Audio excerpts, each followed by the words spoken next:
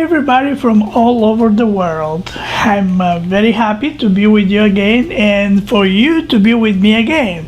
Thank you very much for my subscribers and for all of you who is going to subscribe one day, maybe today, after this special episode I made for you. I'm going to meet you with very interesting people.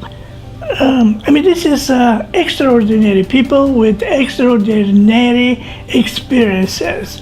So we're going to talk about telepathy. We're going to talk about the human conscious.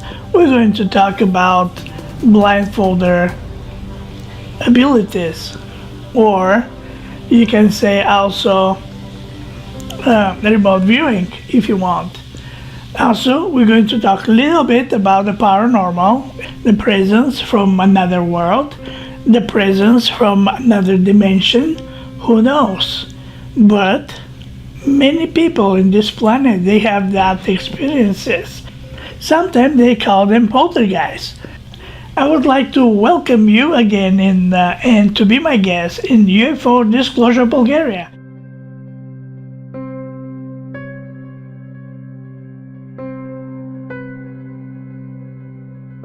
My name's Uendi Galant. I live in Bayfield, Ontario, Canada, right on the shores of Lake Huron, where there's known to be all kinds of sightings here.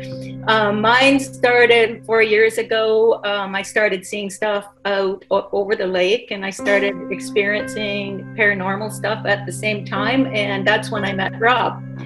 And thank heavens, because I didn't know what was happening to me, and I was actually reporting what I was seeing and what was happening, and he was kind of helping me get through all of that because I had no idea. Well, good morning, everybody in the United States, Canada, and every place else, Bulgaria. Good morning. I'm in the Sacramento area of California. I'm an ordained minister, did work civilly, like in police and ambulance work, but was always interested in the psychic abilities and also the UFO phenomena, just knowing since childhood that they're real. So I'm connected with ET Let's Talk and all the people that do CE5 around the world globally. Good morning. I'm from Canada, London, Ontario, Canada. And for me, it all started with two dramatic encounters with something in the sky when I was a kid. The first one was written up in the newspaper. Many hundreds of people saw it. It was during the big flap of 1966 through Michigan, although I live across the border in Canada, in Ontario, Canada. And that was very interesting. That got me started on my lifelong quest to trying to find out what this is all about. My name is Amon Beri. I am a paranormal investigator from the greater Seattle, Washington area, but I work all over the world remotely via Zoom, FaceTime chat, email. So yeah, my primary, I guess my thing is I help people feel safe in their houses, I guess is what it comes down to. And that takes a lot of forms, but I'm going to be putting on a paranormal workshop coming up probably within the month or at most in the next 2 months. So, keep your eyes out for that, but I'll keep everyone informed. As you guys probably are aware, I see a lot of these phenomena. I see these as interconnected phenomena. And I think anytime that you're engaging in phenomena that are coming from parallel realities, there are some very common symptoms. And they include what I just heard Rob saying, which is types of camera failure, battery failure, orbs. We're seeing, I think some of this is really coming together. If you want, we can start our conversation about conscious, because conscious is something like basic and all this stuff, like connections like remote viewing or ability to see a presence of another dimensions. Okay, what do you think about conscious? How we can develop our conscious? I guess I have something to say on that. I was really interested with what you were saying, Wendy, about seeing blindfolded, because I don't know if you guys are familiar with this, but I study very traditional Chinese martial arts, Qigong, Tai Chi, other forms. And in those styles, we actually practice blindfolded. That's part of the advanced training, where we put a blindfold on and we have people point at us, and it's up to us to decide, when we're being pointed at from what direction. And we call that sensing drills, sensitivity drills. And I just found it really fascinating, the cross-disciplinary studies here, where something as, esoteric as Kung Fu goes to something more modern, like the science of seeing blindfolded. I guess the corollary that I've seen is we're changing our brainwave states. In each, we're moving to a more theta, more gamma frequency, and that allows us access to our unconscious mind, our higher dimensional faculties. And I think that is the, like you were saying, consciousness being the fundamental ground of being through which all these separate phenomena manifest. That's really my 2 cents on that. That's interesting. Maybe we can continue with this with Rob and Wendy. Both of you guys doing experiments with like this method with coloring the eyes, recognizing object colors. What else you can do with that? Well, really, it all seems to be all connected, Ivan. And, when you start down this road of practicing to see blindfolded, you can go down the road of many other of these abilities as well. And I know Wendy has experimented with spoon bending, and that really is just concentrating energy from her mind or her consciousness. I'm not sure. Maybe Wendy can speak to this in a minute, but she applies it to the spoon and literally the spoon bends. There's many other areas that you can get involved in. I've seen, different videos on the internet. We've watched documentaries that you can only purchase, where very special things are being done. I've never seen levitation, but I imagine it's all part of this. There's telekinesis, where you can affect material objects. And I know, Kat, you can speak to a lot of these things, but I believe that this is all connected. And once you start down the road, you can go down many different other branches. And it really depends on which one or ones that you want to have mastery over. But whichever disciplines you choose, it will require a lot of practice and self-discipline, research, and just diligence and time. That was well said. I also believe everything is connected in consciousness, and whatever you focus your awareness on seems to present more information for you. I've even noticed that when searching on the internet, if I'm just thinking about something, suddenly it's there.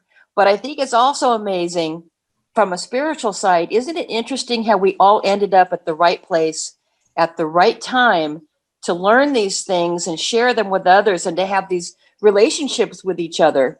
And I think it's been truly amazing. And I don't know if that means we've been led to be here to do this, or if it's some sort of maybe an agreement that you make before you're born. I do believe in dying and coming back over and over again until maybe you get it right. So maybe this is some sort of a contract where we can all work together, or we've worked together in other lives. But any practice, like even remote viewing, I noticed as soon as I started doing that it opened it up to more things like lucid dreaming, travel, getting weird messages in the middle of the night. And only a couple of times, but when you get those auditory messages, it's a little shocking to hear your name called and something being said, because you immediately think it's your imagination, right? Well, exactly. And I can say, for example, when Wendy and I first started practicing together to learn this ability, it really just started with trying to see colors in front of you.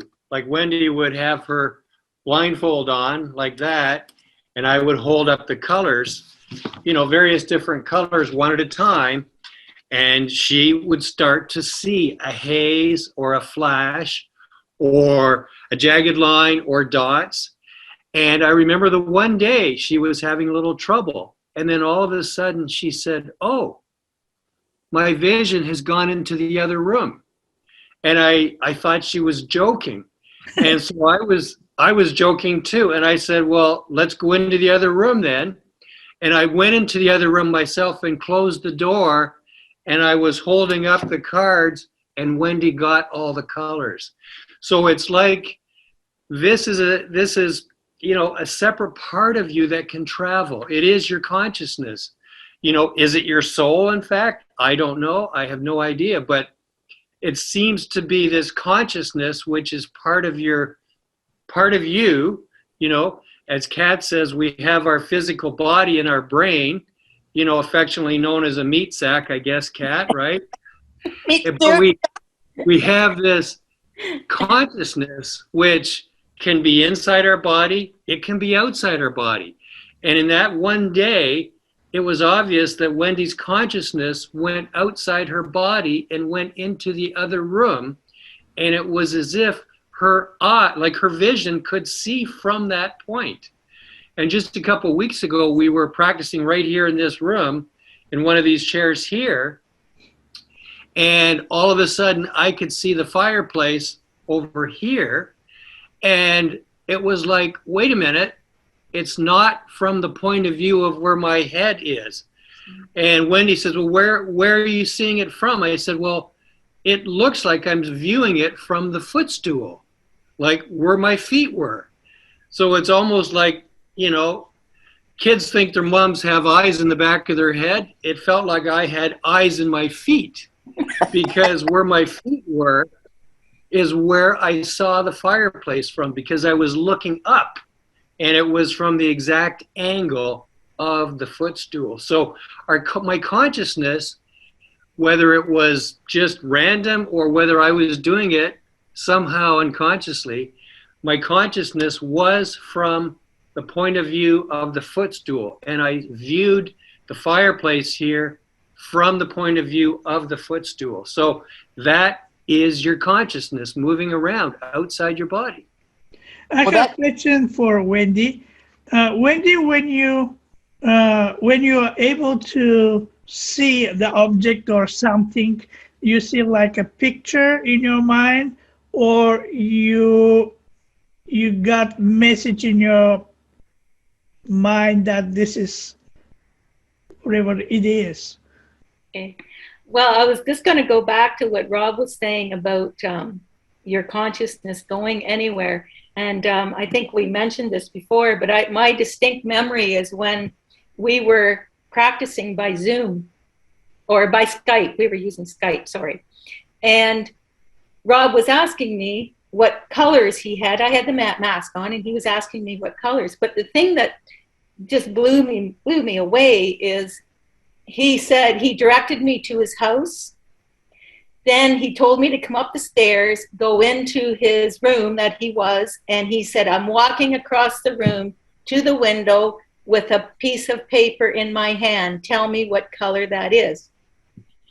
What totally blew me away is I saw him walk across the room, and I saw him standing at the window with the piece of paper, and I said to him, is it orange? And he said, yes. Now, Rob records everything. And I asked him to play it back to me later, and I saw exactly what the recording showed. I saw him walking. It was the exact thing that I saw, and that was the first time that happened to me, and it actually just kind of blew my mind. But I started out years ago, and we went to training, and I didn't see anything. It was funny. I actually got told I wouldn't be able to because of my age and other factors. So I only saw, finally, one night we were sitting in a B&B, and Liz was practicing with Rob, and I was in a rocking chair listening to him. And I had my mask on, and I was just relaxing, rocking in the chair. And Marcus came over, threw a colored sheet of paper on my lap and said, what color is that? And I immediately got a flash, and I said, pink. And he said, yes. And so that's what started me.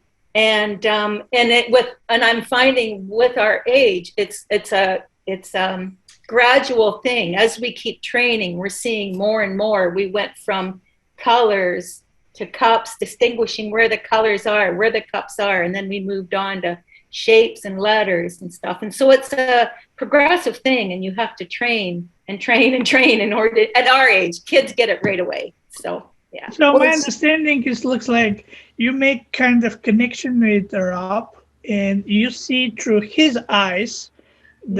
I've never seen things through his eyes. No, I never have. Oh, okay. I've always seen it for myself. I don't think you have. Have you, Rob? No, it's really just when Wendy and I are training, the one person, like, for example, if she's training me and I wear the mask and I close my eyes behind the mask, so I get used to the dark. And Wendy will take me through various relaxation exercises, breathing exercises. It's really to slow the mind, the emotions, and the body, slow it all down and relax it. We're so much into our left brain, our intellectual, reasoning, logical side, and that's not where this exists. This seems to exist in the right brain, on the creative side. So Wendy will take me through all these exercises, get me very relaxed, and it's really guiding me to allow myself to get relaxed and just letting go and being a passive observer. Just let it happen. Feeling safe. And sometimes I will actually pass into the hypnagogic state between being fully awake and sleeping. Pardon me. And when I'm in that state, it really happens big time. But quite often you're either fully conscious or fully asleep, right? But anyway, when she gets me relaxed, then she will hold up colors. She will hold up symbols one at a time. And she doesn't even have to see them herself.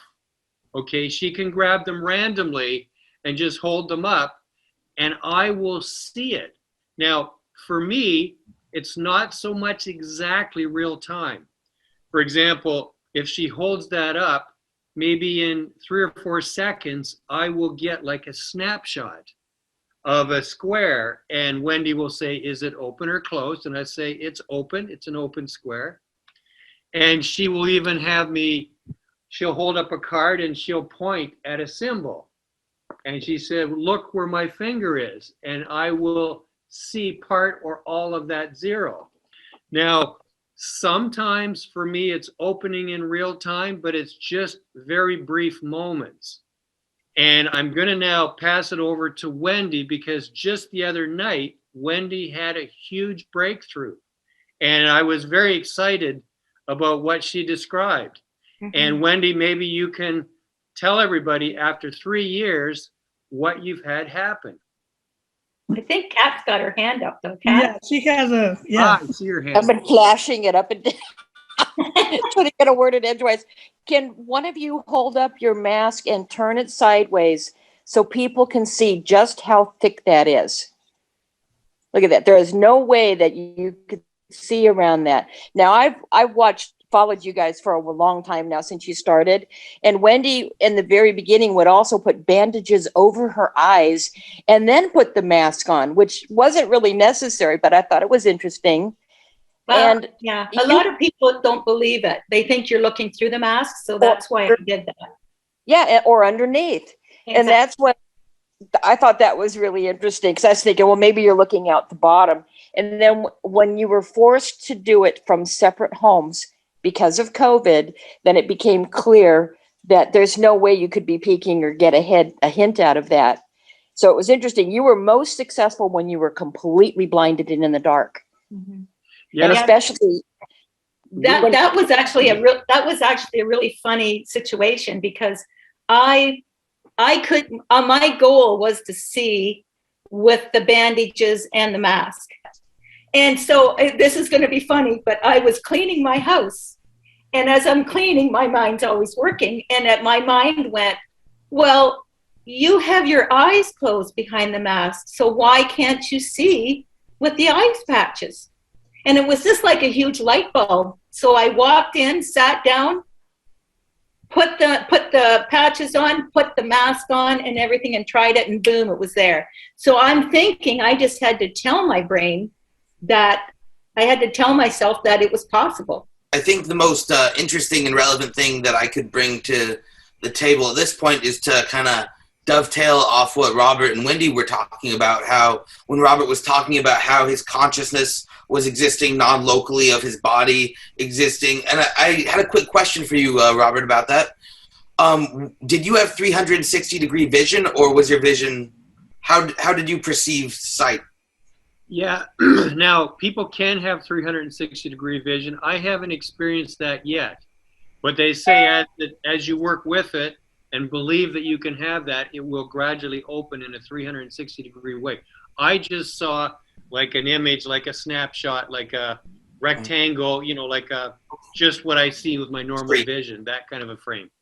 Awesome. And all of this ties directly into my work as a paranormal investigator. I don't usually talk publicly about the more advanced applications of the methodologies, but sometimes it is required to assist somebody with what I call a distance clearing, where they're having some unwanted unpleasantness happening in their house. It's not a paranormal investigation seminar today, but they're having something happen that they don't want. They want to raise their vibrations. So I guess this all translates to my technique of when I'm on the phone or on a video chat with someone and I go into a deeply meditative state, I don't usually talk about this, I can project my awareness into that haunted location, and I can change the vibrations remotely. And it's very similar to what you guys are talking about in how, you know, your consciousness isn't necessarily at the same height that your body is. So you can perceive things in the house. If you get good at it, you can perceive unseen spirits, but that's a whole different conversation. But it's all that same mechanism of non-local reality. This ties into like if someone's, I can't really talk too much about this, but I've done some law enforcement style applications of this work, and it all comes to the same mechanism of our minds are non-local, like radios, non-local transducers, and we're an electromagnetic battery. So we have these natural abilities to tune in to different frequencies, and if we can relax our mind, relax our body, and get in alignment with the mechanisms required to do this, yeah, I've had similar experiences myself. Kat? I'm going to throw this to Amon, but it's related to something that Rob was saying about your perception of where you were viewing from, like when you were seeing from your feet. Now, you have all heard of the Merkaba, Mm-hmm. the light spirit body. Mm-hmm. Well, this is like traveling. When you raise your frequency enough, your consciousness can travel. So I'm wondering, because of the studies with SRI, Stanford Research Institute, where they would remote view objects in other rooms. Well, they had a camera set up there, and they were capturing photons, light particles left in the room where they never were physically in there, but it left a trail that somebody had entered and left. So when I think about the Merkaba, your consciousness, do you think that's what those orbs are that people capture in their films, like on your paranormal research? And I've captured quite a few myself on camera.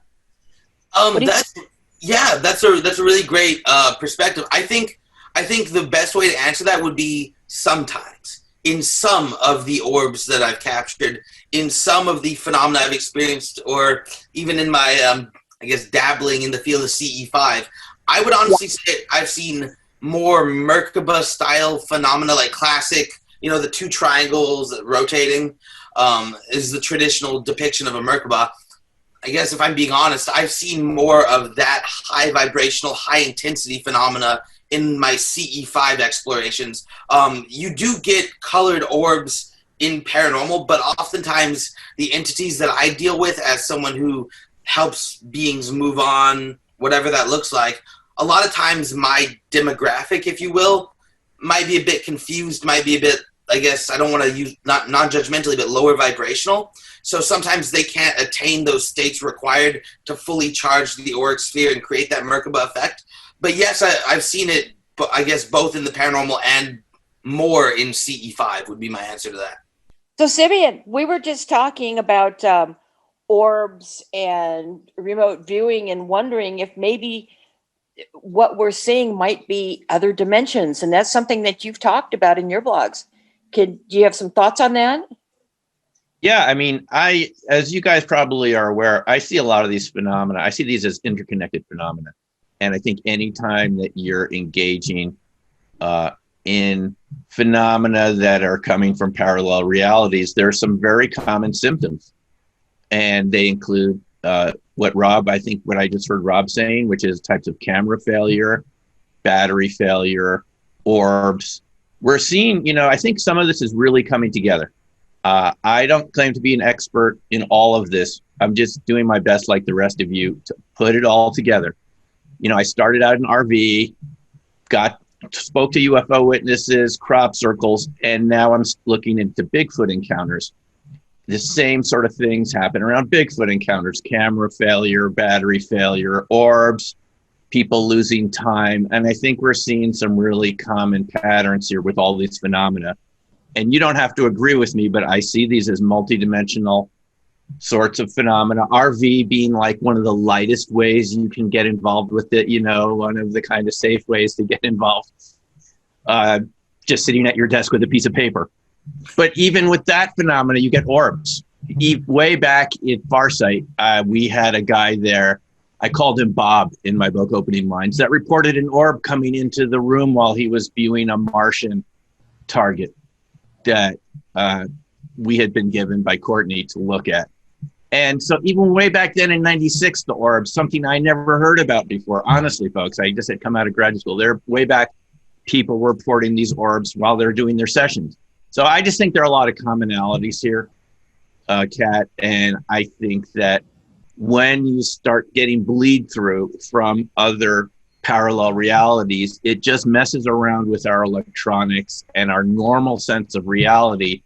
And I'm beginning to think what we call reality is really just like 1% of what's out there. And some of us venture a little farther, be it UFOs or Bigfoot or whatever you're looking at, crop circles. As soon as you get that interdimensional bleed through, it starts warping things in a way, and other things happen that we're not used to, including the orbs and all these other kind of phenomena. That's my take. Yeah. Thank you. And we didn't get to give you a proper introduction, so I'm going to say, this is Dr. Simion Hine, and you're up in, is it Colorado? Boulder, yeah, Boulder. In fact, Amon came to one of my classes once. Hey, Amon, how's it going? He was there with Buddy at one of my intro classes before COVID when we did live, right? We did live classes. Man, and the stuff I took away, highly recommend this man's classes, highly endorse for any of you considering learning. He even has an online program, and I know I'm giving you a plug right now, but it's really good stuff. And I was just thinking, this is kind of a surreal moment for me, because I remember studying your early RV view videos on YouTube like 10 years ago when we were both significantly younger. And now, honestly, I'm in the same room with one of my heroes in the field. So this is just a cool moment for me. Oh, thank you, Amon. Yeah, no, it was great. Amon was there and we had a great time in the class. So it's great to see you again. Yeah. Fun stuff. So are you guys open up for having classes again, or does it all have to be remote right now still? I'm doing them remotely. I have one scheduled for next weekend, just like a Zoom class, Saturday, Sunday. But I haven't. I'm sorry. Ivan had asked a really good question.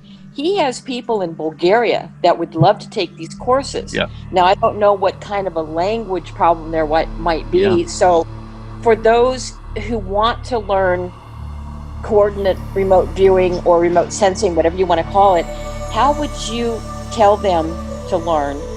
Because I don't know what the resources they have in Bulgaria.